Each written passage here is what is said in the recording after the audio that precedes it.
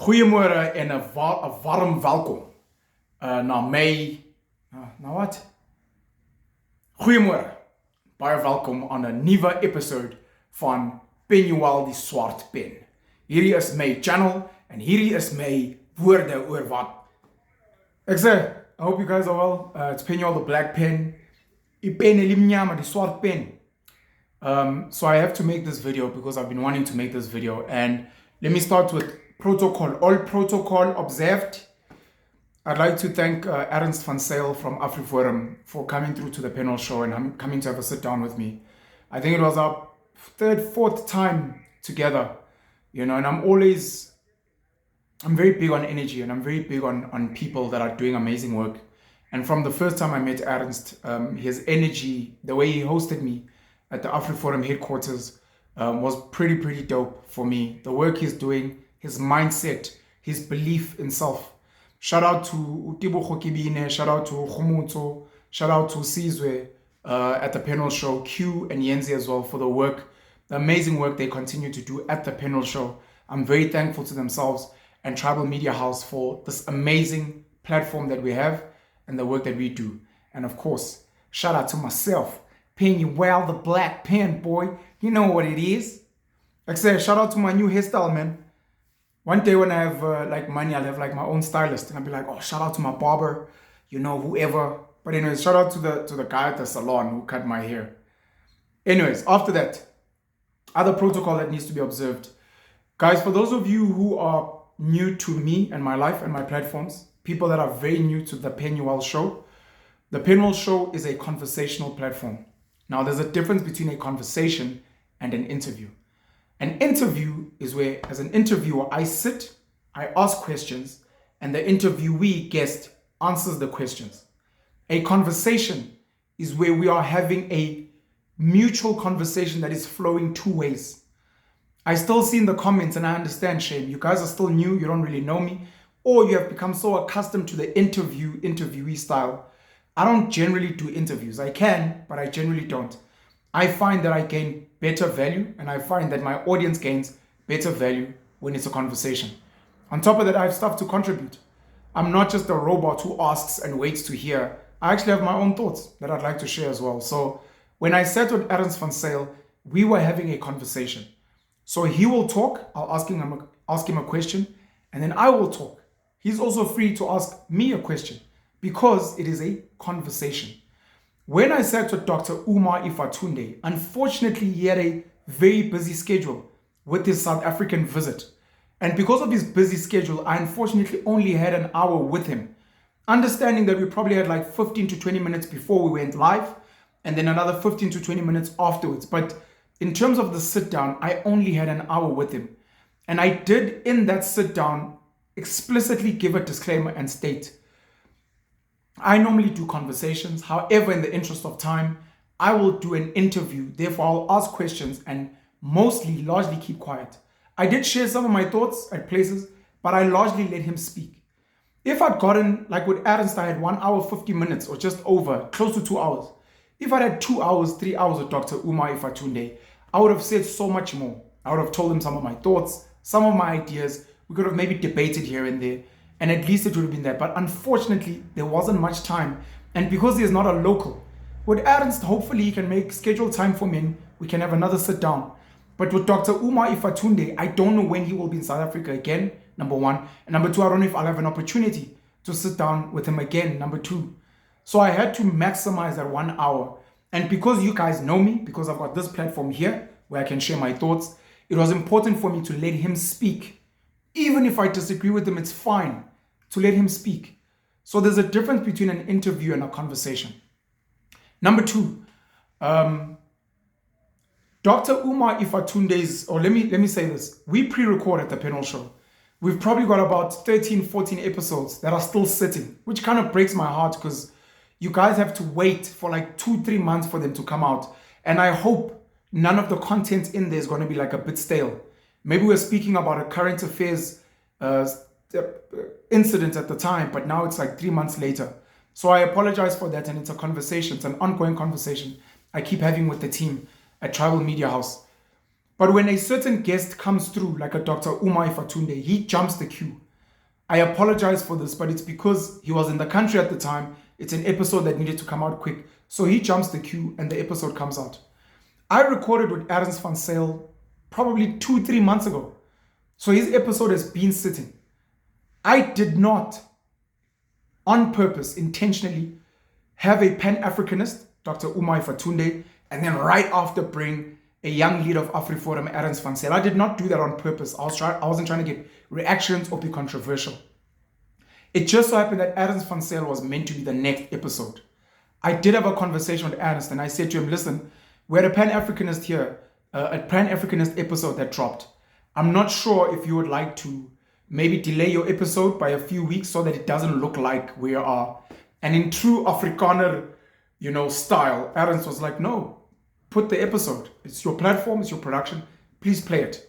And to me, at least, it was just a reminder of the Afrikaner culture of we do not fear anyone. If you look at the Springboks as an example, and we are so self-confident and we are so self-determined. We don't mind who else you bring on your platform because we're here to speak for what we stand for. So that's the next thing I wanted to clear up for you guys to know. Another thing I need to raise is I'm a human being, first and foremost. Of course, I'm a god, the god of Penuelists. I'm the god of Penuelists. But I'm a human. And as a human being, I have to interact with other human beings. And I try in the best ways I can to try and create good relationships with human beings. Even human beings I may not agree with, because life is long, because we kind of need each other in this world. And as someone who has a platform, who's building a brand, it doesn't make sense for me to go around bashing people. I may talk foul about Cyril Ramaphosa and the ANC, but if ever I had them on a platform and they came to my space, you're not going to see me swearing at him on a platform or bashing him. I will ask tough questions and I will add the disclaimers. Babu Ramaphosa, I'd like to, officially let you know that I've said a lot of really not nice things about yourself and the ANC leadership as well, so that at least it's clear. But I need to try and have a cordial relationship with him. With that being said, almost every person I interact with, I bring on a platform. I try to have a genuinely good relationship with them. And with a lot of them, I actually win. Like, people tend to reciprocate the energy quite positively and it makes me happy. So I have a good relationship with individuals, but those individuals may serve certain interests or interest groups. Afriforum serves Afrikaners and other minority groups. It's not a white organization. Of course, you would believe that because the bulk of the Afrikaners they represent are white, etc., etc. But it is an Afrikaner and minority interest group. That's what Ernst van Zyl serves. But when I speak to him, I don't serve the people he serves. I'm speaking to him as an individual human being. When I sit with Dr. Umar Ifatunde, he serves the Pan-Africanist community. Proudly black, proudly African. I do not serve that interest group, but I can have a good, cordial relationship with Dr. Umar Ifatunde. That's why even when I sat with DJ Sbo in the Hustlers Corner, we can sit with Herman Mashaba of Action SA. We can sit with Ernst Roots of Afriforum. We can sit with Andile Mnetama of the BLF. We can sit with anyone. I can sit with Julius Malema, with Vuyo Zumula. I can sit with Gaten McKenzie, which I did. I can sit with Rob Hersoff. They may represent certain interests and interest groups, but I'm a person and I have my own beliefs. I represent myself, Penuelism and the Penuelists. But when I come to a platform, I'm not there saying, but we as Penuelists believe, I'm not there for my own agenda. I'm here myself. And that person is themselves, but they represent an interest group. And when I engage them, these things that you guys sometimes want me to do of bashing and attacking, and it cannot happen.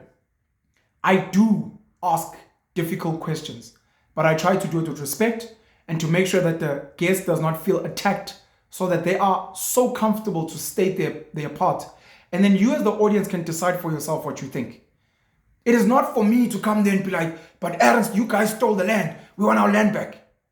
If I'm to ask a question about the land, I could say, Ernst, I'm sure you've heard a lot of people, black people, complaining about the land issue, about that Afrikaans people, the community you come from, have stolen the land, have killed people, and they want the land back. Julius Malema says that the land must be expropriated without compensation, which is actually an ANC policy from back in the days, Freedom Charter, etc. What are your thoughts around that? In that way, he doesn't feel personally attacked because we have to retain our relationship. In that way, he doesn't feel like, you know what, I'm actually just going to leave here, this is rubbish. And he gets to genuinely answer, stating that, number one, I understand Afrikaans people under the National Party did this and the apartheid government. I was not part of the apartheid government. I was not there. These are my thoughts. I do not agree with it. I feel what they did was wrong. Or maybe I kind of understand where they came from. These are my thoughts. And in that way, he gets to answer comfortably. I will not attack him the way. It doesn't work like that. And if you have relationships with people, some of you guys work for employers and companies. And some of your companies do a lot of dumb, vile shit. You're not there in the company every day saying, this company is so crap and my boss is so rubbish, I'm going to tell him to his face. You will get fired. You have to preserve some type of relationship and decorum because we're human. I understand you guys are emotional. I understand our history is emotional. But remember that I'm a human being as well, interacting with another human being.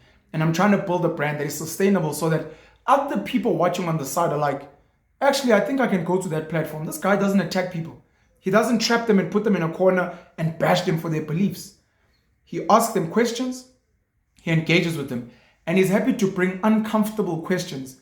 But he ensures that in the way he packages the question, I still am comfortable enough to be able to state my part without feeling attacked. Because when you're attacked, the person's like, you know what, I'm out. I don't need to be here. I don't need to sit for this. And then we end up missing out on a lot of education and information, which could really, really help you. So I need to highlight that as well. Shout out to everyone in the comments that commented. Shout out to all the black people that took time out to actually listen, even though they weren't really keen. They were uncomfortable. Why is an Afriforum guy here? These white racists. And you listened. And in listening, a lot of you honestly were like, you know, I didn't know this. Thank you for this education. Oh, I disagree. I think he's sanitizing the land issue. I think he's, in a way, defending the apartheid government. Oh, this guy is saying Afrikaans people don't have immoral leaders. But what about the apartheid government? Those were immoral Afrikaans leaders. I appreciate all those comments. Thank you. But for the fact that you sat and you watched and you were willing to open your mind up and learn, it means a lot to me. And more than anything, that's all I genuinely want. For people to open themselves out, move out of their comfort zone, and listen to other people so that you can see their departure point. You can see how they view their world. And then two things may happen. One or three things. One, you can realize you were wrong.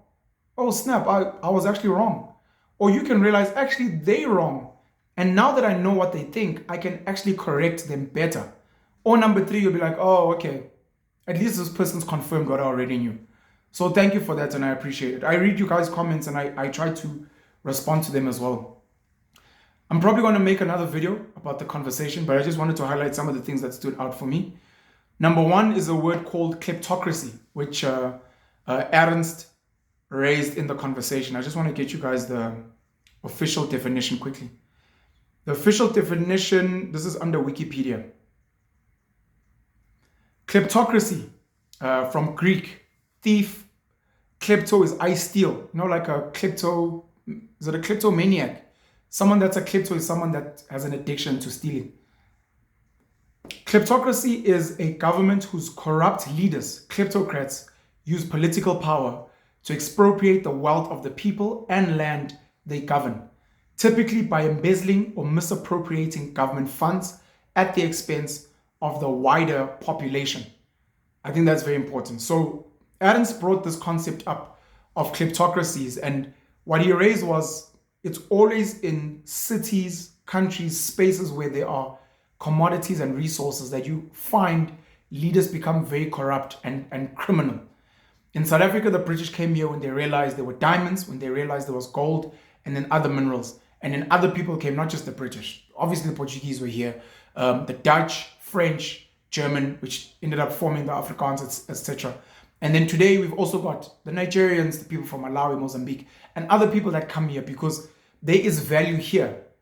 And there is a rise of kleptocracy in spaces where there are resources. I think that's very dope to think about, that whenever you're going to create something of value, it could be a business, it could be a piece of land, it could be anything. Please know that along with talented people, you are also going to invite the criminals to come be there. And you need to be very wary of the criminals not dominating that space and eventually running that space under a kleptocracy. One of the other things we spoke about rather, was the power of language. And I see the penny dropped for a couple of people. Afrikaans people are very passionate about their language. They're very passionate about their culture. And I made a video recently, you can go check it out. I think I'll put a link in the description about why black people don't like the idea of Orania. And there's an article that was written. And in the article, the writer speaks about the self-doubt of black leaders. And he makes the contrast or the comparison of when Afrikaans people through the National Party took over government in South Africa from the British, the things they prioritized was building Afrikaans schools. They prioritized building Afrikaans universities. And they prioritized funding a lot of Afrikaans-owned businesses. They prioritized that, and they even tried to push Afrikaans to be the language of instruction away from English, of which in June 1976, tragically, a lot of students who were protesting against Afrikaans were killed. You know, we have Youth Day today, which is June 76, the killing. But it was because they were trying to push this Afrikaans agenda. And he says black leaders in this country and other places, maybe Zimbabwe with Robert Mugabe, when they came into power, the black leaders under the ANC government, they did not prioritize building black schools, black university institutions, maybe teaching indigenous languages. Because we do not have schools today, as far as I know, which from beginning to end, from grade 1 to grade 12, and then in tertiary, you learn in isiZulu, isiXhosa, Sesotho, Setswana, Ndebele, Siswati, Chivenda. We don't have those schools, and your government, which has had Xhosa leaders, which has had Zulu leaders, there are other leaders from parts of Limpopo, they've been there. They have not built these institutions, they have not prioritized. And they have not, even under black economic empowerment, prioritized the funding of black businesses. We hear of Shanduga under Cyril Ramaphosa. We hear of Mvelapanda under Tokyo Sekhwale. We hear of, I think, Pamodzi under Ndabantsele. We hear of Pembani under Phuthuma Nhleko. We hear of all these companies. Today we've got Zigo under Sandile Zoom. All of these companies are investment houses, even Itebe Investments, are investment houses in existing white businesses. They have not prioritized the building of a black Zulu, Xhosa, Chitsonga, ShopRite, PEP, Capitec, where the people there speak in their native language. The Afrikaans child from pre-grade 1, the whole way through school to tertiary can learn in just Afrikaans. And they comfortably thereafter move into an Afrikaans economy, where just with the language of Afrikaans, they can have a comfortable life. The black leaders under their cultural banners, Zulu, Xhosa, Sotho, Tswana, Pedi, whatever, they have failed to do that. And someone mentioned in the comments that even the king of the Zulus giving a speech in isiZulu had to read it. He had to read it and he was struggling to read it. Umisu Zulu, Gazwelithini. And he asked the prince, Umangosuthu Buthelezi, if he could please change and speak in English. Which shows that even your cultural custodians, your Zulu king struggles with his own language because he went to a private English school kind of situation. So, and I mentioned also in the video that this might be one of the reasons why he made a lot of people uncomfortable, but a lot of people loved ex-president Jacob Zuma because he was so passionate about his culture. He spoke isiZulu in a lot of his speeches. He would dance, Zulu dance, agide, asine. He would drink umqombothi, ngekhamba, drinking umqombothi, which is African beer in a calabash, eating from umqembu, the meat with the men. He would visit umhlanga. He would visit other spaces. He was passionate about his Zulu culture and Zulu heritage. I have obviously left the Zulu kingdom. I've cited the reasons why. I can speak about it again on another day. But this idea of being passionate about your cultural group and having the leadership, which is actually the number one reason why I've left the Zulu nation. Having leadership that is strong and passionate about your culture and your people, and then building economies around your language as well. I think that was pretty dope and very important. Mbuso Nkosi was not the only one. There were a couple of people in the comments I saw mentioning the same thing. Mbuso Nkosi wrote a comment about the differences in how white people, in particular Afrikaners now, and black people raise their children differently. Trevor Noah's made jokes about it. This idea that when you go to a Model C school, the white kids will speak back to the teachers. Teacher will be like, Matthew, get out of my classroom. Matthew will be like, why? Why must I get out of the class? No, you've been naughty. No, my dad pays school fees here. I'm going to get an education. I'm not leaving. I disagree with what you're doing, ma'am. I'm not going to get out. Like, yeah. As a black kid, you're there like, if ever ma'am sent me out, I would leave immediately. And number two, I'm holding my breath because when my dad and mom descend on the school, it is going to be hell, boy. White kids, and this is not necessarily to say right or wrong, but it's to give a contrast. White kids are raised to comfortably challenge authority. Could be their own parents. Yo, what do you mean, mom? What do you mean I must take? Disrespectful from an African cultural perspective, definitely. When they get to school, they can challenge the teachers, the headmaster. When they get into the mainstream world out there, they can challenge authority, which a lot of black kids struggle with, challenging authority. And now with black people and that cultural thought of you must fear your parents. Your parents are always right. The teacher's always right. Your parents will beat you up if the teacher says you did something wrong without even listening to you.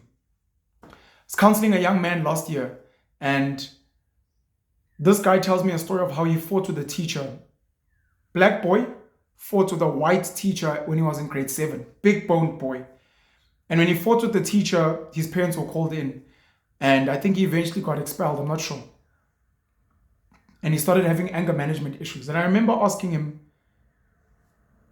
were your parents willing to listen to your story? Because his argument was, I fought the teacher because he was calling the black kids baboons or monkeys. And he was like, sir, that's racist. Don't say that. It's like, no, you guys are acting like monkeys. Get out. It's like, I'm not getting out. And he ended up fighting. And I said, did your parents ever listen to you? And he said, my parents said, listen to your teacher and behave.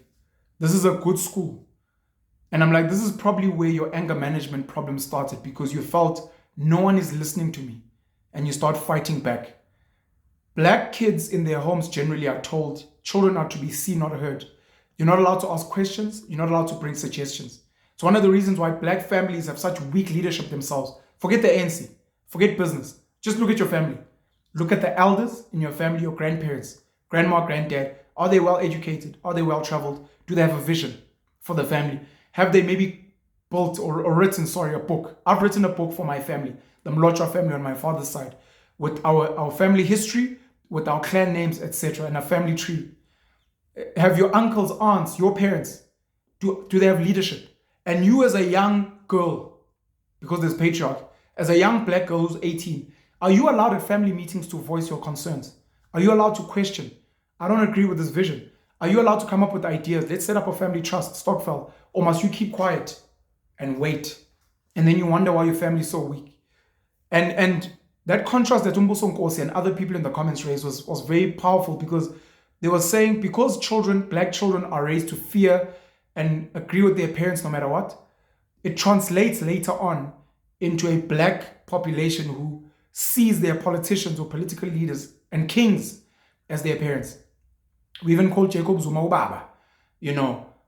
We see them as our parents and they can do no wrong. And we can't question them. When people like Penuel question them, I'm questioning the Zulu king. How dare you? You're disrespectful. This is our king. People like you. And you're like, but guys, this person's not building Zulu institutions. This person's still relying on the government. This person's not advancing the agenda for the Zulu people. And I'm trying to hold them to account. It's because in Funde are cool. You guys are too educated. You're coming with your Western philosophies. So we must be comfortable with mediocrity and being inferior people. And I'm going to get attacked for raising my hand and be like, sorry, I'm not really happy with what's happening here. I know I studied English with the British. However, I'm just not happy with the quality of leadership. Ngifunde kakhulu Penuel, ngifika la nge-English, ngizosidakelwa lana, yekela inkosi yethu. Okay, I will leave your king, I will leave your kingdom, I will leave how you guys live in this inferior world, and I will move away and no longer be Zulu, because I don't want to be part of this mess. When it's sorted, fine. If not, I will carry on building my nation of Penuelism, where people can hold me to account. And Ernst van Zyl touched on the accountability thing.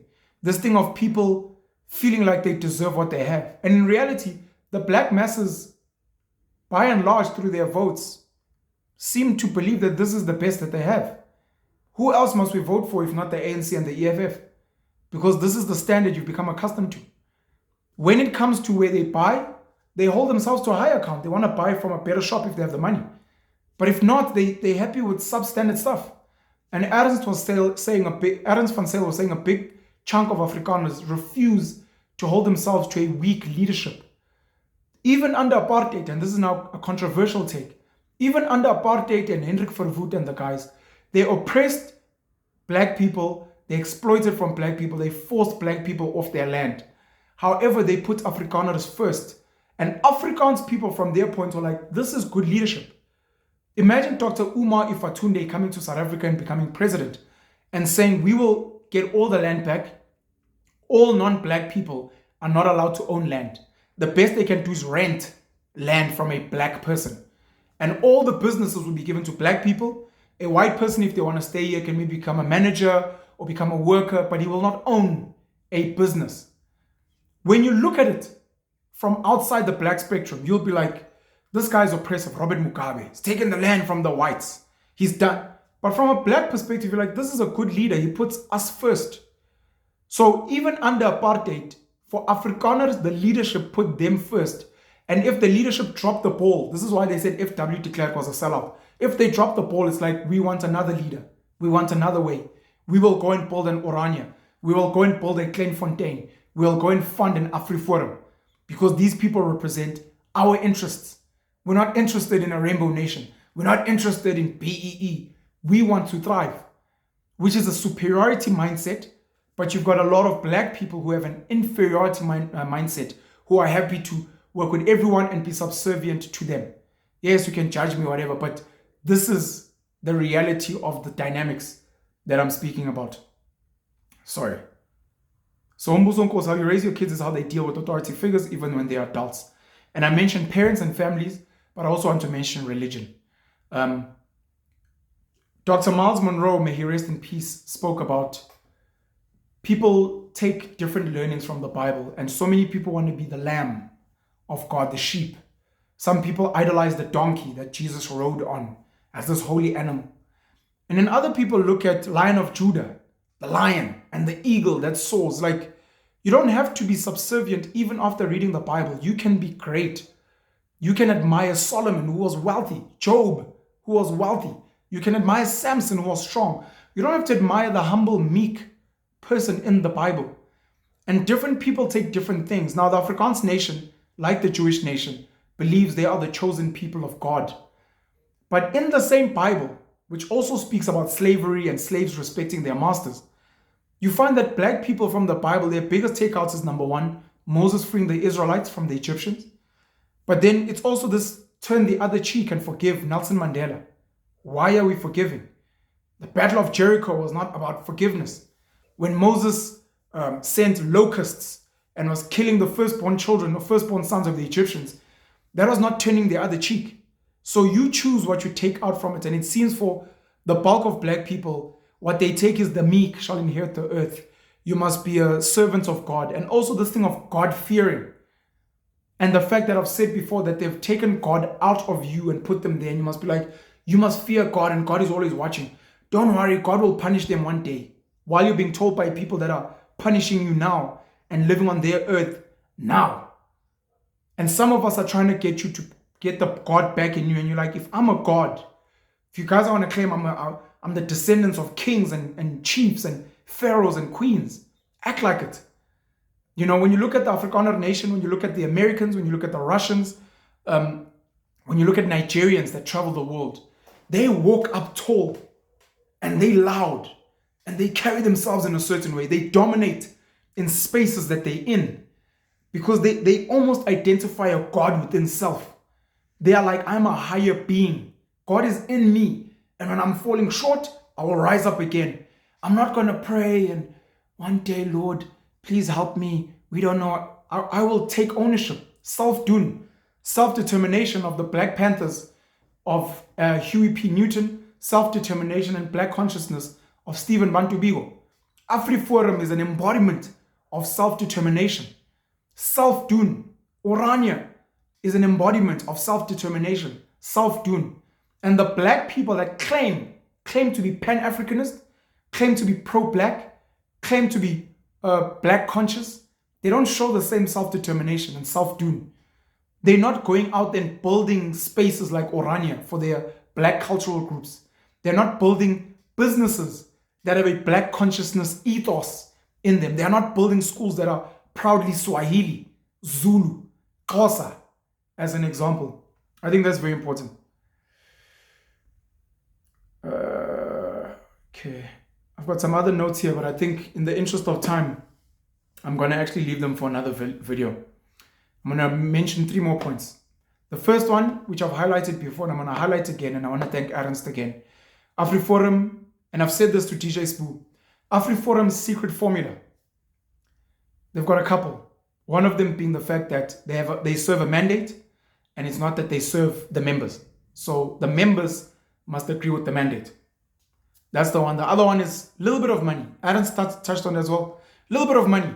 100 Rand, 50 Rand per month.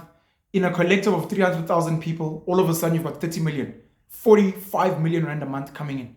The power of small people moving pebbles to build this huge mountain. The biggest one for me is the volunteers. The people that volunteer to serve in Afriforum. And I've said, black people especially believe in Ubuntu. I think Vusitembawa mentioned the Jewish people with Fargin. I know some of the Indians, the Arabs, the Muslims have their own versions of Ubuntu and serving, giving back. 1 hour of community service a week.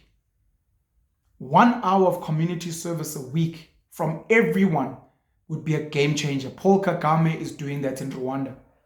1 hour of community service a week. Volunteer. Neighborhood watch. Teach kids. Work in a garden. Cut grass. It doesn't matter. Just say, for this 1 hour, I will serve my community. Game changer. I'll leave it there. If you're an apple tree, you must deliver apples. If you're an orange tree, you must deliver oranges. Otherwise, if you're not, then what's the difference between you and a weed? We have got a political system. We've got a government today that claims that it delivers certain things. And when you look at the rampant poverty in townships, informal settlements, in the black masses of this country, you've got an ANC government, of course. You've got a Democratic Alliance, the DA in the Western Cape, that claims to be delivering. And then you visit the townships in the Western Cape, and then you're like, the political system as a whole in our government that claims to deliver certain things, but then you look at the outcomes and you're like, but you guys look like you're destroying state-owned enterprises. Unemployment is getting worse. The economy is being destroyed. You're wearing foreign brands. You're sending our money overseas. You look like you are helping in the destruction of this country. How can you claim to be a tree that delivers fruit when you look like a weed that is sucking from this country and the beauty of this nation? It's one of the reasons I do not support the narrative of Andre de Ruyter. The ANC government is meant to serve this country. And if they are failing, they should not blame apartheid. They should not blame colonization. They should not blame criminals. You are in charge. There are other countries that also come from a history of colonization, that come from a history of oppression, that have criminals in their countries, that have foreign interests wanting to come into their countries, but the leadership takes accountability and they fix those things. You and I can have the same house or a house in the same neighborhood. And when people ask, why is your house in such a bad state? No, it's because I don't have money. No, it's because there were criminals that broke in. No, it's because my kids are lazy. But your neighbor, Penuel, has got an amazing home. Well, he's got money. So he went out and got money. Yeah, well, he's got a dog and an alarm system. So he went and he fixed his stuff so that criminals don't come in. Yeah, well, he runs his house like a military compound. His kids are always working. Oh, so he puts his kids to same neighborhood, different house. And the difference is the leadership. Andre de Ruyter, who, of course, was referred by Tito Mboweni, was endorsed by Togo Didiza, Ibrahim Patel, Gwede Mantashe, Pravin Gordhan under the ANC, goes and serves as CEO of ESCOM 3 years later. Just like the ANC refuses to take accountability. It's everyone else. It's the criminals, it's the mafias, it's the sounding exactly like the ANC making excuses. You are the CEO. If you fail to take a handle of the truck mafia, the coal mafia, the maintenance mafia, if you're struggling with the political interference, it means you are not fit for the job and you must get out of the way and bring someone else. Once you make excuses, if the ANC keeps making excuses, it means they're not good enough. There is crime here. Yeah, but what should I do? It's crime. Oh, if you're not good enough, then leave the police services. Get out of ministry, Peggy. Move. You're failing. Bring the person who can get the things done. That's why I keep saying Andre the Rate is not a hero. He failed to end load shedding, it's gotten worse. He failed to take a handle of the mafias. He failed to manage political interference by politicians that appointed him. And he made it about everyone else but himself. And he's meant to be the captain in charge of the ship. I cannot respect people like that. I can respect people who can say, guys, after 3 years, I tried, I did everything I could, and I failed. Please, can someone else come in? That is accountability to me. Last point. There was a point I wanted to make about military training. I see it here. Sorry. This is going to be my last point. Ron M is a gentleman who comments on a lot of my videos. He agrees with a lot of my points. He gets very touched and disagrees vehemently with a lot of my other points, which is fully fine. I enjoy robust disagreements and debates as long as we don't disrespect each other. Ron M writes a comment saying it took him a long time and he delayed to watch the sit-down with Ernst van Zyl. And he said correctly so, because he was scared that it was going to be life-changing. And he says it was. Because he was also trying to hold on for as long as possible his hatred for Afrikaans people. Because it was Afrikaans people that killed his uncle who was moving from Swaziland into South Africa. I can only understand that pain. We speak about Solomon Mahlangu. We speak about Chris Hani. Martin Tembisile, which is his real name. Martin Tembisile Hani. We speak about Chris Hani. We speak about Robert Sobukwe, the prisoner in Robben Island who was isolated on his own. We speak about Stephen Bantubigo. We speak about the atrocities that people like Mam Winnie Madikizela Mandela had to endure. Mam Charlotte Maxeke. The movie Sarafina. There are so many other stories of tragedy, of horrendous, horrific atrocities committed, in particular by white Afrikaners under the apartheid government in this country.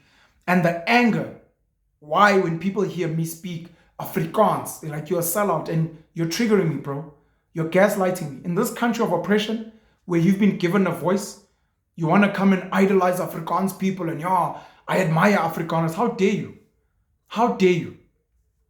I've got family members that were part of Umkhonto weSizwe and the guerrilla army. I've got family members that were part of the Inkatha Freedom Party. I've got family members that were part of the African National Congress. My father himself was part of the struggle, and he used to transport guns. He used to hide certain people that were wanted. He used to create his own guns, or kwasha. He used to create his own homemade guns and homemade ammunition as well. I have a very soft, sensitive, emotional spot when it comes to the history of this country. And I've got family members who have dealt with the greatest atrocity. But I've been able to, over time, mature myself away from the emotions and be able to isolate the rot and not just blindly point fingers at everyone who happens to look like, represent. I don't look at Germans and say every German is horrible because of Nazi Germany. I'm like, it was a group of people. Yes, these might be the descendants. Yes, these might be the beneficiaries, but I understand the reality. There are Zulu people that live well today because of Ushaga Zulu and how we dominated smaller tribes, smaller families, and created the Zulu kingdom that is powerful. I understand those type of dynamics.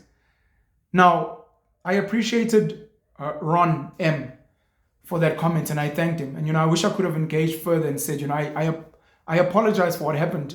Not because it's for me to apologize, but I'm sympathizing with your pain. But his comment got me thinking about the same way that a black person gets triggered listening to a white Afrikaans person speaking, and maybe even being proud of their heritage. I wonder if black people assign the same when they think of black people that have killed their loved ones. We've got the ANC government now where people died at Life Esdimeni, a mental institution. We had people that were murdered at Marikana, where Cyril Ramaphosa was a shareholder at Lonmin Mines. We've got people now that have died at Hammanskraal because of cholera and water systems that over 30 years have not been fixed by the ANC government and even by a coalition government led by the DA in Tshwane. We've got crime that keeps being rampant. Part of the crime is in the Western Cape, the Cape Flats, where the DA claims to be doing such an amazing job. A lot of the other crime is in other places, Mdantsane, Mlazi, KwaMashu, Alex, Deep Sloot, Soweto, amanye amalokishi eMpumalanga, oQwaqwa, amalokishi ase Free State, parts of the Northern Cape, parts of Limpopo. There's violence in the Eastern Cape, of course. I mentioned Mdantsane, there's Ozwide, Epai, the townships there. There are black people that have killed each other. And when you think of the people that killed those people, do you get angry at blacks? Let's say it was a Xhosa person, a Venda person. Do you get angry, you get triggered when you hear like a Tsonga person speaking? You're like, your people killed my uncle, so I hate all of you. Is that what happens with xenophobia? Where Zimbabweans, Mozambicans, people from Nigeria come through, some of them maybe sell drugs, some of them commit crimes, and you're like, I hate these people. When I hear Rutendo Matinyarare on the Penuel show, I just remember that Zimbabweans are taking our jobs. When I hear Nigerian guys speaking, I'm like, oh, Jollof are busy feeding our sisters drugs. Do you feel the same, or is it because they're white? Do you feel the same when they're black, as long as it's a different tribe, it's a different nationality? What happens when it's your own black tribal group killing people? What happens when it's your own family members? Do you get triggered then? I'm only saying this because the reality is that in the world, and this is one of the things I realized, in the world we live in, there are good people and bad people. And I had to emotionally mature myself away from that and realize that, no man, but some of these ANC leaders are just as horrible as the apartheid leaders. These guys are all about making money for themselves, their families, and they don't care who dies. They don't care who's load shed. They don't care who loses a job. As long as they're good. Who the hell cares about other people? And yet black people idolize and look up to them. And then when a white Afrikaans, English, Portuguese, Jewish person wants to try and give back to a black community, wants to try and create a business, wants to try and serve, you're like, no, I don't want him because he is white. I would rather follow that corrupt black person, that murderous black person, than this good white person who's trying to help. Like the racial programming, which, look, it wasn't started by black people, it was started by white people. Colonization, apartheid, yes. So black people are reacting to that. But the racial programming and propaganda and agenda in this country is destructive, man. And it blinds you to see good from bad. I still stick by my guns. I think over 80% of white people in South Africa are racist. Some are aggressively racist. A lot of them are mildly racist, and they aren't even aware they're racist, but they are racist. But they are good people, good white people. A lot of black people are racist. A lot of Indians are racist. A lot of colored people are racist. Coloreds even judge each other. If you don't speak like, hey, my bro, so where do you come from, bro? Are you from Arrows or from Mitchell's Plain or what? If you're like Trevor Noah, no, I'm actually not. My mother's from... Trevor actually cracked the joke. Hey, why you speak like that, bro? Why do you speak like a whitey? They also judge each other. Like, prejudice is a thing.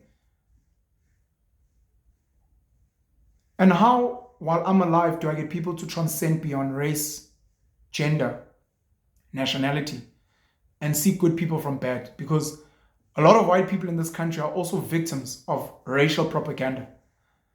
There are many poor white people in South Africa who refuse to work with black people. Good black people that are trying to help them, and would rather work with certain white people who are rich, who actually don't give a fuck about them. And they will go and vote for the DA, the Freedom Front Plus, because in their heads, I'd rather have a white leader. It's like, bro, you're poor. You were poor during apartheid. Similarly, you find black people doing the same. But there are so many white people that I really hope to rescue. Me, personally. There are white people who are stuck in racial propaganda that they cannot remove their blinkers and go and find like-minded black, Indian, colored people and be like, bro, I'm poor, you poor. Bro, I'm struggling, you're struggling. Let's work together. Because these rich people, Johan Rupert and Cyril, are rich. They're going to sit together and have a fat laugh. Patrice Motsepe and Christo Visa are rich. They're going to sit and have a fat laugh. You and I are poor. We're the same. Let's work together. Because these people don't care about us. That's what I want. For people to move beyond their biases. But then even outside of class, I'm poor, you're rich, but I realize you're trying to help and I'm trying to help you. You're a man, I'm a woman, but we have the same value system. Let us work together and win. Those are the main things for me. And just in closing, I didn't join Afriforum because I'm a white Afrikaner. Of course I'm not. And not because I support white Afrikaners and their mission and agenda. No. I became a paying member of Afriforum because they have a lot of programs that are doing good work in this country. Just recently there was, I think it was a lady who's on a wheelchair who I think struggles with breathing and oxygen.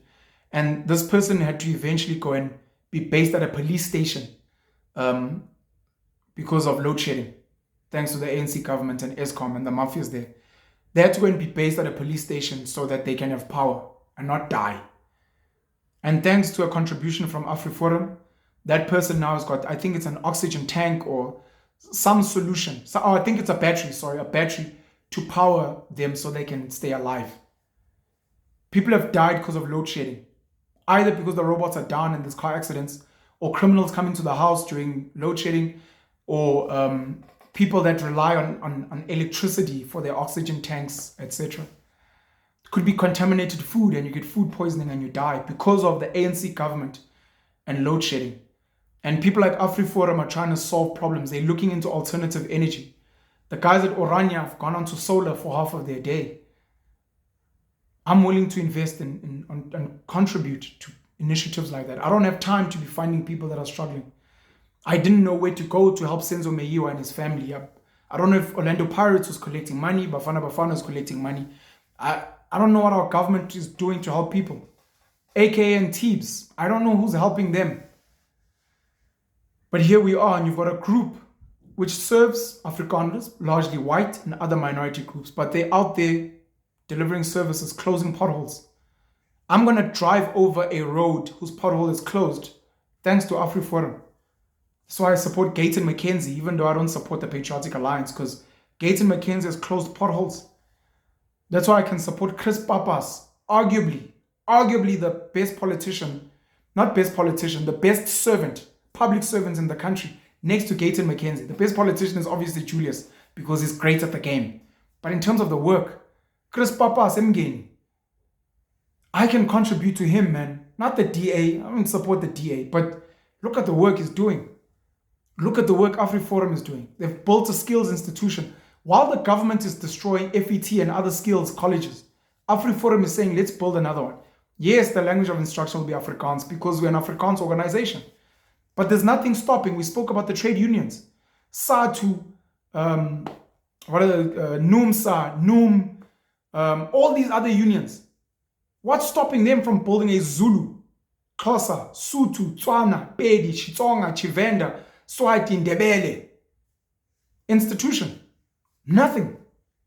And once they do, and they allow the public like myself to contribute, we will contribute. And if I'm going to get judged for seeing an organization doing good work, like Gift of the Givers, I don't mind being judged. Because the people that you guys are supporting are not doing the work. The businesses, some of the businesses you're buying from are not doing the work. But I'm the bad guy. It's fine. Al Pacino, Scarface. I'll be the bad guy. It's chilled.